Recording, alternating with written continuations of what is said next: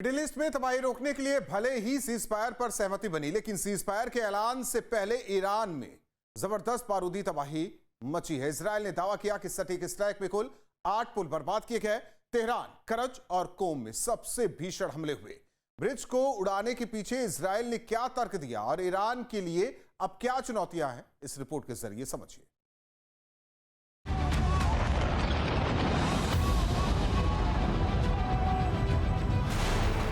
बमबारी हुई और ईरान में बर्बादी का मंजर देखने को मिला।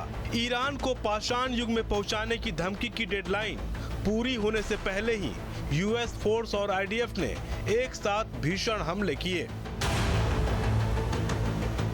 बम गिरा, धमाका हुआ और एक ब्रिज तबाह हो गया। इजराइल ने सटीक हमला करते हुए ईरान को तगड़ा झटका दिया। ये वीडियो पूर्वी अजरबैजान प्रांत का है, जहां हैशट्रॉड पुल पर स्ट्राइक की गई। इजराइल ने दावा किया कि पुल तबाह होने से आईआरजीसी की मूवमेंट काफी हद तक ब्रेक हो गई।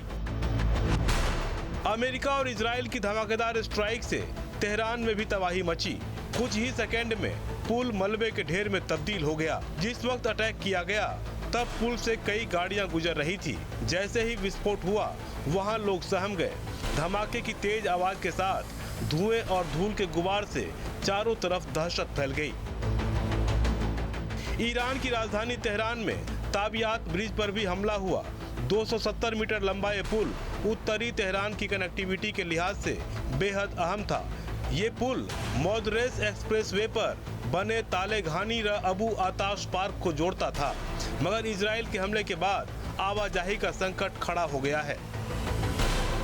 ईरान के उत्तर पश्चिम में मौजूद जानजन शहर में भी इजराइल ने रेलवे नेटवर्क से जुड़े एक पुल को निशाना बनाया। हवाई हमले के बाद पुल बीच से टूट गया और लोग मुसीबत में घिर गए। ईरान के अलबोर्ज प्रांत में एक सिविलियन ब्रिज को इजराइल ने तबाह कर दिया। खर्राजी हाईवे पर बने इस पुल को उड़ाने में कुछ ही सेकंड लगे। इस दौरान वहां ट्रैफिक चल रहा था। इसके बावजूद हमला किया गया, जिसको लेकर सवाल भी उठ रहे हैं। इजराइल के हमले से करज में कमाल शहर रेलवे लाइन के पास भी विस्फोट हुआ। इजराइल ने पहले ही लोगों को रेलवे लाइनों से दूर रहने की चेतावनी दी थी। इसके बाद यहां हमला किया गया। इजराइल ने ईरान की कनेक्टिविटी को पूरी तरह खत्म करने के मकसद से ये हमले किए। इजराइल ने दावा किया कि उसने अपने सटीक हमलों से ईरान के 8 पुलों को उड़ा दिया। आईडीएफ ने 20 सेकंड का एक वीडियो भी जारी किया है, जिसमें उन सभी पुलों के बारे में बताया गया जो टारगेट किए गए। इजराइल के मुताबिक उन पुलों को निशाना बनाया गया जिनका इस्तेमाल आईआरजीसी कर रही थी। दावा किया गया कि इन पुलों के जरिए जंग के दौरान ईरानी सेना अपने हथियार और सैन्य साजो सामान एक जगह से दूसरे जगह ले जा रहे थे। हमारे पायलटों ने आईआरजीसी के इस्तेमाल किए जाने वाले रेलवे और पुलों पर हमला किया। वो इनका इस्तेमाल हथियार और लोगों को ले जाने के लिए करते थे। इन्हीं हथियारों से इजराइल, अमेरिका और क्षेत्रीय देशों पर हमला किया गया। हमला करने वाले वही लोग हैं जो ईरान के लोगों का भी उत्पीड़न करते हैं। इस एक्शन को रक्षा मंत्री के साथ मिलकर मंजूरी दी थी। हमारा मकसद ईरानी लोगों पर हमला करना नहीं था। इन हमलों का मकसद उस आतंकी शासन को कमजोर करना और कुचलना था जो 47 वर्षों से प्रताड़ित कर रहा है। इजराइल ने ये हमले तब किए जब ट्रंप ने मंगलवार की रात 8 बजे ब्रिज डे का ऐलान किया था, यानी अमेरिका 8 बजे के बाद हमले की तैयारी में था। लेकिन इजराइल ने उससे पहले ही तबाही मचा दी। इससे साफ होता है कि सोची समझी रणनीत ईरान के बुनियादी ढांचे को निशाना बनाया गया। इजराइल ने तेहरान, करज, तबरीज, काशान, कोम और पूर्वी अजरबैजान में बने पुलों पर हमला किया। इससे पहले अप्रैल की शुरुआत में अमेरिका और इजराइल ने ईरान पर बड़ा हमला करते हुए उसके B1 ब्रिज को भी तबाह किया था।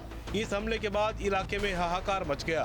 पुल पर बमबारी होते ही चारों तरफ धूल और धुएं का गुबार फैल गया। इसके साथ ही कई इलाकों में बिजली सप्लाई भी ठप हो गई। ईरान में सिविलियन इंफ्रास्ट्रक्चर पर किया गया हमला जंग में आईआरजीसी को कमजोर करने की रणनीति का हिस्सा था।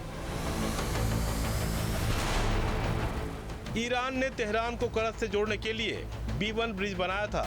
इसकी ऊंचाई करीब 136 मीटर और लंबाई 1050 मीटर थी। पुल 8 सेक्शन में बटा हुआ था, जिसमें सबसे लंबा सेक्शन 176 मीटर का था। इसे बनाने में करीब 400 मिलियन अमेरिकी डॉलर का खर्च आया था। इस पुल को उड़ाकर अमेरिका और इजराइल ने बता दिया था कि वो ईरान को किस तरह तबाह कर सकता है। ईरान में बुनियादी ढांचा नष्ट करके अमेरिका और इजराइल ने गहरे जख्म दिए हैं। फिलहाल सीज फायर का ऐलान हो चुका है, लेकिन जितनी बर्बादी हुई है उसकी भरपाई करने में लंबा वक्त लगेगा। Team news state.